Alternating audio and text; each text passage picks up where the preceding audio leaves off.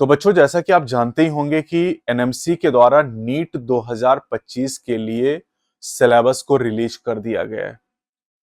16 दिसंबर 2024 को नीट का जो 2025 का सिलेबस वो रिलीज कर दिया गया है।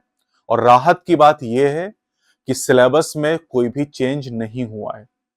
नीट 2024 के एग्जाम के लिए जो सिलेबस था, सेम वही सिलेबस 2025 के लिए भी रहेगा। लेकिन जो गलतियां नीट 2024 के सिलेबस में की गई थी, वही यहां पर भी हैं। मतलब कई सारी चीजें क्लियर नहीं, और जो जो गलतियां पहले लिखी हुई थी सिलेबस में 2024 में, और फिर एक नोटिफिकेशन जारी करके उनको सही किया गया था कि फ्रॉग अलग है, इंसेक्ट अलग है, इस सिलेबस में भी वही लिखा हुआ है, पुरानी वही गलती कि फ्रॉग ब्रैकेट में इंसेक्ट लिख दिया है तो उससे कंफ्यूजन क्रिएट होगा। तो आप पुराना वाला सिलेबस ही मान के चलोगे, और उसमें बाद में एक अलग से नोटिस जारी करके बताया गया था कि फ्रॉग भी आएगा सिलेबस में और इंसेक्ट भी आएगा। अच्छा, अब कई सारे ऐसे टॉपिक हैं जो आप जानते हैं कि आपके नीट के सिलेबस में हैं, लेकिन वो एनसीईआरटी में नहीं दिए गए, तो भी आपको पढ़ने हैं। जैसे मेजर चेंजेस तो structural organisation in plant and animal unit में है, जहां पर अगर आप देखें तो रूट स्टेम लीफ के मॉडिफिकेशन एनसीईआरटी से हटा दिए गए हैं, लेकिन एनएमसी के सिलेबस में इनको रखा गया है। कई सारी फैमिलीज यहां पर ऐड की गई जो आपको पढ़नी पड़ेंगी।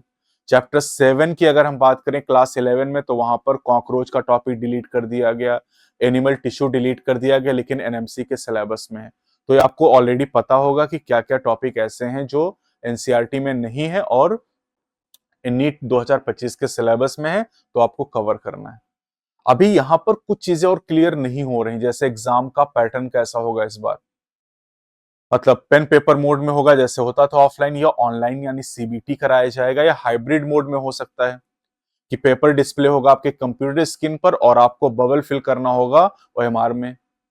तो कैसा पेपर का मोड होने वाला है ये भी नहीं पता है। दूसरी बात, अभी ये नहीं पता है कि क्वेश्चन का नंबर 200 ही रहेगा या फिर से रिड्यूस होकर 180 हो जाएगा, क्योंकि ऐसा चांस लग रहा है कि 180 हो जाएगा, क्योंकि जेई में जो नॉर्मलाइजेशन किया गया था, जो सिलेबस रिड्यूस हुआ था, उस सिलेबस की वजह से वो जो एडिशनल क्वेश्चन थे वो हटा दिए गए।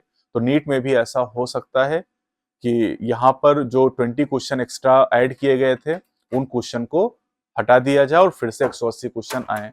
तो आगे इसके बारे में जो भी अपडेट होगा समय समय पे आपको मिलता रहेगा। इन अपडेट के लिए चैनल को सब्सक्राइब जरूर करें। अगली वीडियो में मिलते हैं। जय हिंद, जय भारत।